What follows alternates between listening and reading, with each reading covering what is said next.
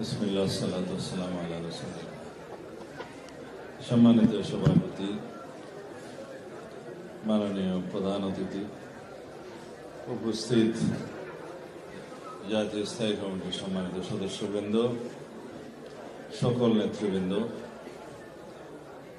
সাংবাদিক বন্ধুগণ, ভাই ও বোনেরা, আসসালামু আলাইকুম ওয়া রাহমাতুল্লাহ।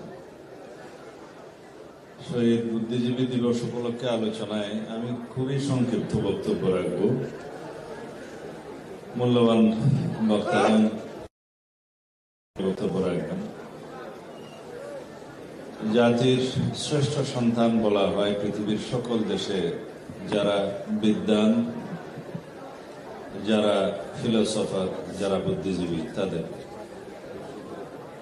সেই সমস্ত দেশে পৃথিবীর সবচেয়ে উন্নত দেশ, যে সমস্ত দেশে লাইব্রেরি খুব বেশি সমৃদ্ধ, সেই সমস্ত দেশে সবচেয়ে সমৃদ্ধ দেশ, যে দেশে উচ্চশিক্ষার বিশ্ববিদ্যালয়ের প্রতিষ্ঠানের সংখ্যা বেশি।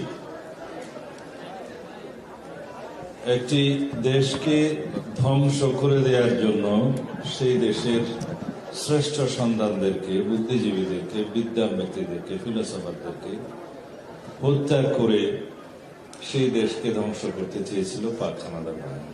এটা সবাই জানে। এবং পৃথিবীর সকল স্বাধীনতা সংগ্রামের যুদ্ধের প্রথমে এবং শেষ দিকে এবং মাঝে মাঝে তাদেরকে হয় হত্যা করা হয়, না হলে অন্যভাবে নির্যাতন করা হয়। কিন্তু স্বাধীনতার পরে সবচাইতে উল্লেখযোগ্য বিষয় হলো আমরা বিগত ফেসিবাদের সময়ে একটি সিস্টেমেটিক ওয়েতে বিভিন্ন প্রক্রিয়ায় বাংলাদেশের টোটাল শিক্ষা ব্যবস্থাকে ধ্বংস করে দেওয়ার জন্য একটা প্রকল্প নেওয়া হয় এবং যার মধ্যে তারা অনেকাংশে সফল হয়েছে। নম্বর বাড়িয়ে দেয়া, প্রশ্নপত্র ফাঁস করা সহ পাবলিক সার্ভিস কমিশনকে দলীয়করণ করার মধ্য দিয়ে বাংলাদেশে যা হয়েছে, এই দেশের শিক্ষা ব্যবস্থা তো বটেই, এবং শিক্ষা ব্যবস্থার মধ্য দিয়ে যে সমস্ত কর্মক্ষম শিক্ষিত জনগোষ্ঠীর সৃষ্টি হয় তাদেরকেও শেষ করার মধ্য দিয়ে বাংলাদেশের ব্যুরোক্রেসি থেকে শুরু করে এটাকে একটা মেধাহীন জাতিতে পরিণত করার বিশাল একটি প্রকল্প বাস্তবায়ন হয়েছে এই ফেসিবাদের শাসনামলে। এটাই বলার জন্য আমি আজকে উঠেছিলাম।